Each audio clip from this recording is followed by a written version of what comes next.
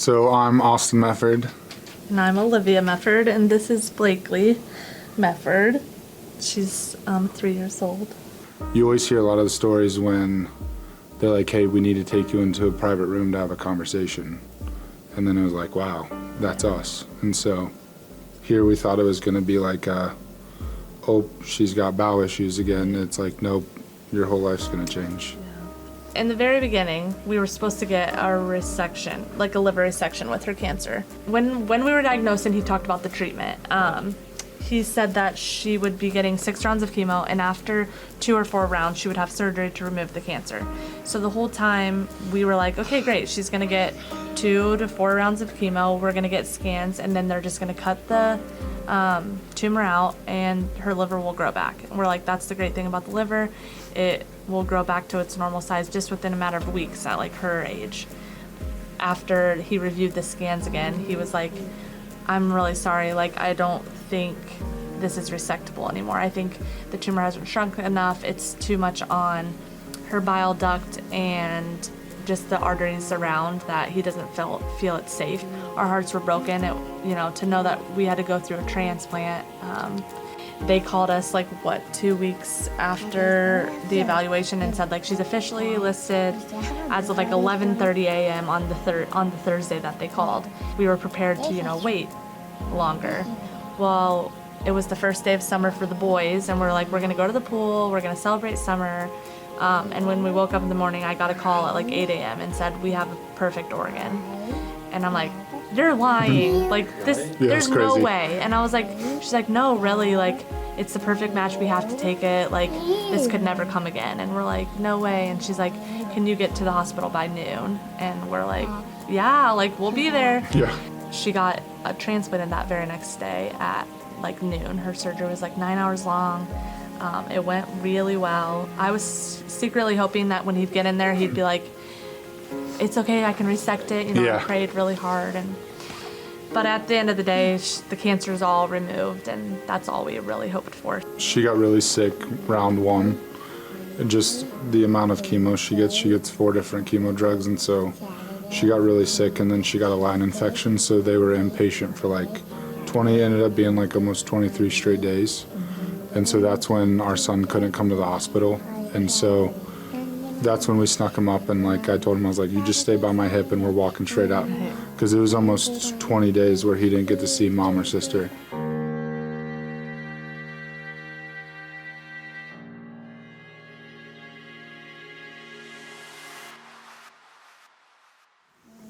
We stayed at Ronald McDonald for almost 7 weeks. We were there at Ronald McDonald for 7 weeks. And so just all of her appointments and all of the different inpatients she had and stays was able to keep all 4 of us pretty close to each other. I met just a lot of resilient and amazing people that traveled all around the world. It really just opens your eyes to what people are truly going to and what these kids are going through that otherwise we wouldn't have known.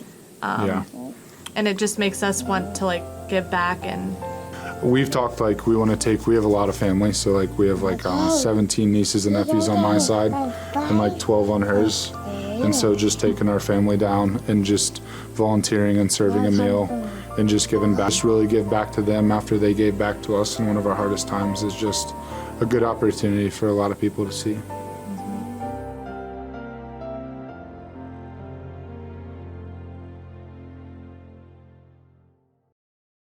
I would say all of the community. I mean, it's it's wild.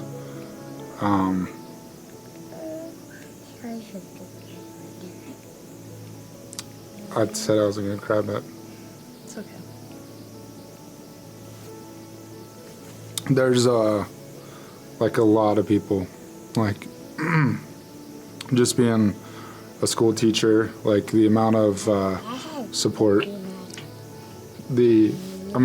from we made a Facebook page for Blakely, and it just started going wild, and a lot of students, I would come into school, I didn't say anything to students, just they knew I was going to be gone for weeks at a time sometimes, but the amount of parents that emailed me, the amount of just the support from all my administration, with just the ease of it's okay not to be here.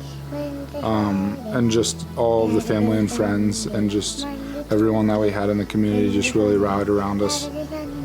Because like we can say we're strong and we have really good days and we have really hard days, but without the support from the community, it would have been a lot harder to get through all of this.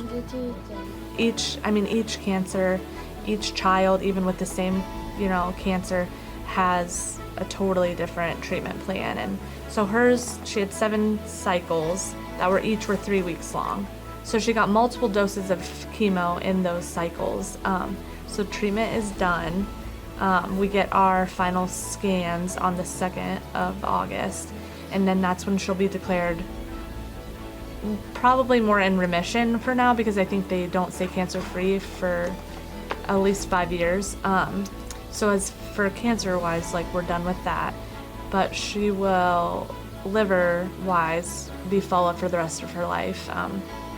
Just making sure that her liver stays happy. And right now we do lots of lab works and check-ins, and it'll slowly go to like once every 3 months, and just, follow her for the rest of her life. But she'll be on meds just to prevent rejection of the liver. But I feel like at the same time she has already like been an inspiration to others, that like she's gonna grow up and be, change the world. And I feel like she's just a determined little thing. And we asked her if she gets like 7 or 8 meds in the morning and another 5 or 6 in the night, and she could literally tell you everything of what med and what it does for her body.